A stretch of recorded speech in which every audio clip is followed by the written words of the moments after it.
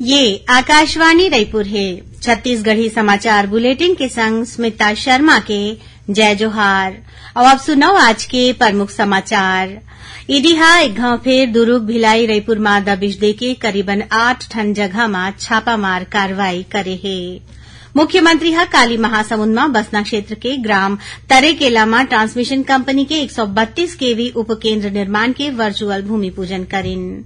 और नारायणपुर जिला में आज सुरक्षा बल संग हुए मुठभेड़ में एक जन वर्दीधारी माओवादी मारे गीस। अब समाचार विस्तार ले।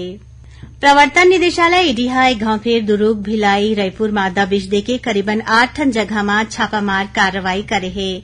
एमा महादेव सट्टा ऐप ले जुड़े लोगन के अलावा व्यापारी मन के ठिकाना में घलो छापा मारे गीस। मिले जानकारी के अनुसार ईडी के टीम हा दुर्ग भिलाई में नेहरू नगर, वैशाली नगर और फरीद नगर में छापामार कार्रवाई करिस।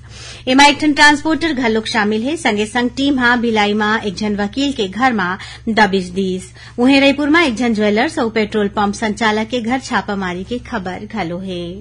प्रवर्तन निदेशालय ईडी आज नकली होलोग्राम बना के शराब बिक्री के मामला में सुप्रीम कोर्ट में जवाब दाखिल करिस।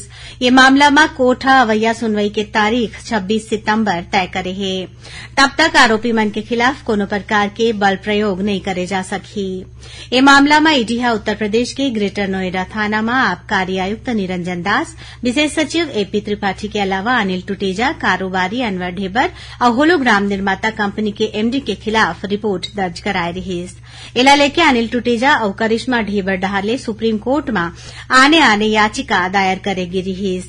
याचिकाकर्ता आरोप लगाए रहीस कि शराब घोटाला मामला में कार्रवाई ऊपर रोक के आदेश के बावजूद ईडी उत्तर प्रदेश में एक ठनऊ प्रकरण दर्ज करे है। ओमन इला कोर्ट की अवमानना करार दे रहीन। भारतीय जनता पार्टी के प्रदेश इकाई अवैया विधानसभा चुनाव के तैयारी ला देखत 17 ठन राज्य के विधायक मन ला भाजपा के पक्ष में वातावरण बनाए बर विधानसभावार जिम्मेदारी सौंपे के तैयारी करे है। यही कड़ी में आज राजधानी रायपुर के भाजपा कार्यालय कुशाभाऊ ठाकरे परिसर में 5 राज्य के 57 विधायक मन के प्रशिक्षण शुरू होइस। ये दौरान विधायक मन ला छत्तीसगढ़ में 13 ठन बिंदु पर काम करे के जानकारी देगीस। एमा विधानसभा स्तरीय बैठक, मन की बात, समन्वय बैठक, लाभार्थी सम्मेलन और संपर्क विधानसभा क्षेत्र में दीवाल पेंटिंग अभियान के समीक्षा, अनाथालय के दौरा, पार्टी प्रवेश बर कार्यक्रम के आयोजन, वृद्धाश्रम के दौरा, बाइक रैली, युवा मन ले गोठबात, सोशल मीडिया आईटी सेल के समीक्षा और प्रेस वार्ता के अलावा सोशल मीडिया इन्फ्लुएंसर्स संग गोठबात करना है। प्रशिक्षण में शामिल ये विधायक मन 8 दिन तक छत्तीसगढ़ में रही और 2 सितंबर तक विधानसभावार अपन रिपोर्ट राष्ट्रीय अध्यक्ष जेपी नड्डा और राष्ट्रीय महामंत्री संगठन बीएल संतोष ला सौंपी। प्रशिक्षण कार्यक्रम 28 अगस्त तक चलेगी। मुख्यमंत्री भूपेश बघेल काली महासमुंद में बसना क्षेत्र के ग्राम तरेकेला में ट्रांसमिशन कंपनी के 132 केवी उपकेन्द्र निर्माण के वर्चुअल भूमि पूजन के आधारशिला राखीन। करीबन 49 करोड़ रुपया की लागत ले बनैया ये सब स्टेशन ले अवैया 10 बछर तक निर्बाध रूप ले विद्युत आपूर्ति हो सकी। एकर अलावा मुख्यमंत्री सरायपाली के भुलका और खल्लारी के घोंच में डिस्ट्रीब्यूशन कंपनी के 2 ठन नवा केवी सब स्टेशन के लोकार्पण घलो करिन। राज्यपाल विश्वभूषण हरिचंदन भुवनेश्वर में आयोजित शिक्षा सम्मेलन में शामिल हुईन। ये मौका में ओमन नवा शिक्षा नीति ला क्रांतिकारी कदम बतावत किहिन कि एखर ले देश ला समृद्ध और मजबूत बनाए में मदद मिलही। नवा पाठ्यक्रम भाषा, संस्कृति, देशभक्ति, ज्ञान, विकास और मूल्यों पर जोर देवत है। ओमन किहिन के शिक्षा नीति मनखे मन के सामाजिक, आर्थिक, नैतिक, धार्मिक, बहुभाषी, मानसिक और चारित्रिक गुण में सुधार करही। राज्यपाल किहिन के शिक्षा समाज और देश ला प्रगतिशील बनाथे। जब शिक्षा मजबूत होथे तो समाज विकास के रद्दा में आगू बढ़थे और मजबूत होथे। छत्तीसगढ़ी समाचार बुलेटिन आप मन आकाशवाणी रायपुर ले सुनत हव। छत्तीसगढ़ के खबर ले है आपकी वास्ता और खबर के विश्वसनीयता ले है हमार वास्ता। आकाशवाणी समाचार रायपुर के प्रादेशिक समाचार बुलेटिन के संगे संग हमार समसामयिक कार्यक्रम आप रेडियो के संग अपन मोबाइल में घलो सुन सकत हो। आकाशवाणी समाचार फेसबुक, ट्विटर और यूट्यूब में घलो हावय। हमार फेसबुक पेज हरे Chhattisgarh news on AIR, Twitter handle CGAIR news और हमार यूट्यूब चैनल हरे छत्तीसगढ़ AIR न्यूज। तो अब रेडियो के संगे संग आपके मोबाइल के माध्यम ले हम आप तक पहुंचत हन। छत्तीसगढ़ के हर खबर पर सुनत रहो आकाशवाणी समाचार। औ अब आगू बाढ़बो बाचे समाचार कोती। नारायणपुर जिला में आज सुरक्षा बल संग होए मुठभेड़ में एक जन वर्दीधारी माओवादी हा मारे गिस, जेकर शव ला बरामद कर ले गे हे। मिले जानकारी के अनुसार भटबेड़ा के जंगल में माओवादी कमांडर मन के मौजूदगी के सूचना मिलते में ओरछा थाना ले डीआरजी और बस्तर फाइटर्स के संयुक्त टीम हा सर्चिंग में निकले रहिस। यही दौरान जंगल में माओवादी मन हा सुरक्षा बल ऊपर फायरिंग शुरू कर दिन। जवान मन डहर ले करेगे जवाबी कार्रवाई में एक जन माओवादी मारे गिस।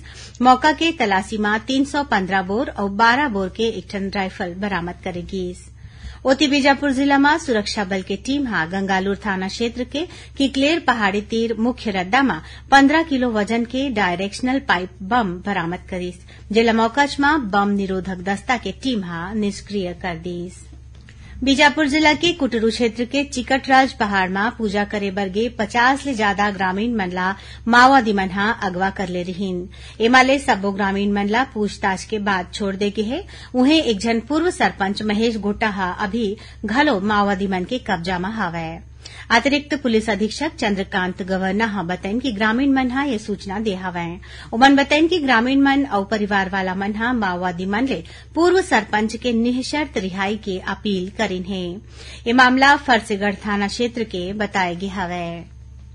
राजनांदगांव जिला के खुज्जी विधानसभा क्षेत्र के विधायक छन्नी चंदू साहू पर काली संझा एक जन युवक हा चाकू ले हमला कर दीस। हमला में विधायक के हाथ में मामूली चोट आए है। मिले जानकारी के अनुसार विधायक छन्नी साहू ग्राम घोघरा में स्कूल और महिला भवन के भूमि पूजन करे के बाद ग्रामीण मन ले चर्चा करे बर मंच में गिन। यही दौरान एक जन युवक हा मंच में चघिस और विधायक ऊपर हमला करे के प्रयास करिस, जेला सुरक्षाकर्मी और ग्रामीण मन हा पकड़ के पुलिस के हवाला कर दीन। यही बीच भारतीय जनता पार्टी हा छन्नू साहू ऊपर होए हमला के निंदा करत कहे है कि राज्य के कांग्रेस सरकार हा माईलोगिन मन ला सुरक्षा देमा असफल है। भाजपा के प्रवक्ता और विधायक रंजना साहू हा आरोप लगाइन कि कांग्रेस के शासन में महिला विधायक मन घलो सुरक्षित नहीं है। पूरा प्रदेश में भय के वातावरण है। तमिलनाडु के नामक्कल में बंधक बनाए गए कोंडागांव जिला के बंजोड़ा के रहैया 5 जन युवक मन ला छुड़ा ले गए है। मिले जानकारी के अनुसार धनुरा थाना क्षेत्र के 5 जन युवक मन हा मजदूरी करे बर तमिलनाडु गे रहिन, जौन मन ला ठेकेदार हा बंधक बना ले रहिस। एमाले एक जन युवक हा अपन रिश्तेदार ला ये बात के जानकारी दिस। मामला की जानकारी मिलते साथ कलेक्टर दीपक सोनी हा ओमन ला छुड़ाए बर पहल करिन, जेकर बाद जिला के अधिकारी मन हा तमिलनाडु के पुलिस अधिकारी मन संग मिलके बंधक युवा मन ला मुक्त कराइन। नाग पंचमी के तिहार आज प्रदेश भर में पारंपरिक रूप ले मनाए जाथे। ये मौका में शहर और गांव मन में नाग देवता के प्रतिमा बना के पूजा पाठ करेगिस। उन्हें कुश्ती और दंगल के भी आयोजन करे जावत थे। यही बीच सावन महीना के सोमवार के आज राजधानी रायपुर के मारुति मंगलम भवन गुढ़ियारी ले महादेव घाट के श्री हटकेश्वर नाथ महादेव मंदिर तक कावड़ यात्रा निकालेगी। ये कावड़ यात्रा की शुरुआत मुख्यमंत्री भूपेश बघेल हा करेन। ये दौरान ओमनहा शिवलिंग के पूजा करके भगवान भोलेनाथ ले प्रदेश के जनता बर सुख समृद्धि के कामना करेन। आखिर में प्रमुख समाचार एक घाव फिर। ईडी हा एक घाव फिर दुर्ग भिलाई रायपुर में अड्डा बिज दे के करीबन 8 ठन जगह में छापामार कार्रवाई करे है। मुख्यमंत्री हा काली महासमुंद में बसना क्षेत्र के ग्राम तरेकेला में ट्रांसमिशन कंपनी के 132 केवी उपकेन्द्र निर्माण के वर्चुअल भूमि पूजन करेन। और नारायणपुर जिला में आज सुरक्षा बल संग होए मुठभेड़ में एक जन वर्दीधारी माओवादी मारे गिस। एकरे संग छत्तीसगढ़ी समाचार बुलेटिन यहीं सिरावत है। जय जोहार।